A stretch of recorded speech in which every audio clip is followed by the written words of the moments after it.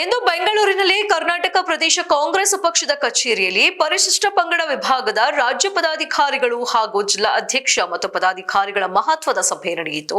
ಈ ಸಭೆಯಲ್ಲಿ ಕರ್ನಾಟಕ ಸರ್ಕಾರದ ಮಾನ್ಯ ಲೋಕೋಪಯೋಗಿ ಸಚಿವರಾದ ಸನ್ಮಾನ್ಯ ಶ್ರೀ ಸತೀಶ್ ಜಾರಕಿಹೊಳಿ ಮತ್ತು ರಾಷ್ಟ್ರೀಯ ಕಾಂಗ್ರೆಸ್ ಪಕ್ಷದ ಸಂಯೋಜಕರಾದ ಸನ್ಮಾನ್ಯ ಶ್ರೀ ಶೋಭನ್ ಬಾಬು ಮತ್ತು ಕರ್ನಾಟಕ ಪ್ರದೇಶ ಕಾಂಗ್ರೆಸ್ ಸಮಿತಿ ಪರಿಶಿಷ್ಟ ವಿಭಾಗದ ರಾಜ್ಯಾಧ್ಯಕ್ಷರಾದ ವಿಜಯ್ ಕುಮಾರ ನಾಯ್ಕರವರು ಇದ್ದರು. ಈ ಸಭೆಯಲ್ಲಿ ಮಹತ್ವದ ವಿಷಯಗಳನ್ನ ಚರ್ಚೆ ಮಾಡಲಾಯಿತು.